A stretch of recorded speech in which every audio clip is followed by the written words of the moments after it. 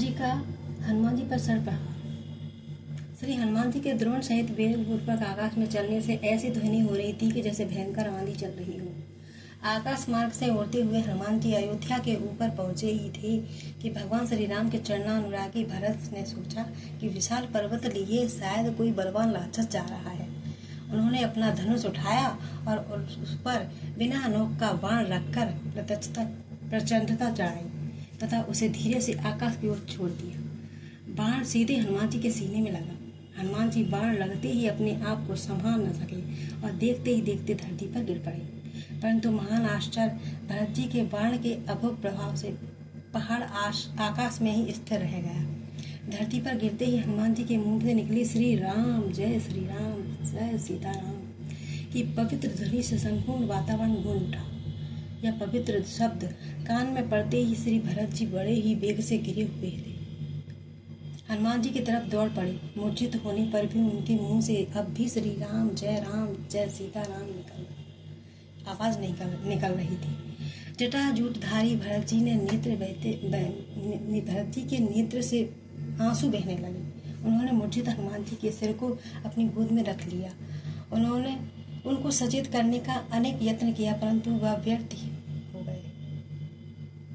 हो गए। अंत में उन्होंने कहा कि अब मैं श्री रघुनाथ जी की करुणा का स्मरण कर शपथ पूर्वक कहता हूँ कि यदि भगवान श्री राम के चरण कमलों में मेरी निश्चल प्रीति हो तो वह बानर पीड़ा मुक्त होकर तुरंत सचेत हो जाए।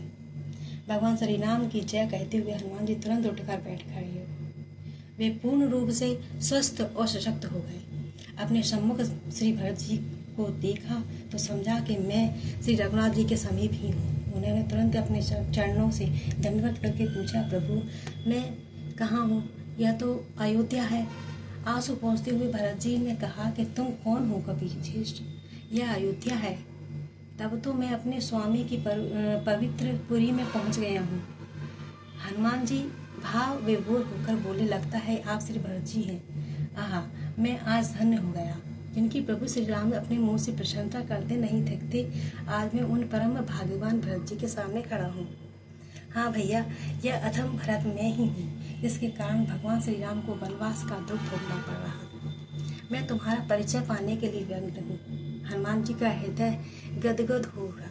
उन्होंने भरत जी के चरणों में प्रणाम किया और अपना परिचय देकर युद्ध का सारा समाचार बताया। रोते हुए श्री भरत जी ने हनुमान जी को हृदय से लगा लिया और कहा कि मैं कितना अभागा हूँ। प्रभु श्री राम के एक भी काम नहीं कर पाया और मेरे ही कारण प्रभु को समस्त विपत्तियों झेलनी पड़ रही है। लक्ष्मण मूर्छित पड़े हैं, तब मैंने और व्यवधान पैदा कर दिया। भरत जी ने कहा कि भाई हनुमान, तुम मेरे बाण पर बैठ जाओ तो मैं अभी श्री राम के पास पहुँचा देता हूँ। पहले तो हनुमान के मन में शंका हुई, लेकिन प्रभु के प्रताप और भरत जी की भक्ति का स्मरण कर वह निर्मूल हो गई। इसके बाद हनुमान जी ने भरत जी के चरणों में प्रणाम कर शीघ्रता से लंका की तरफ प्रस्थान किया।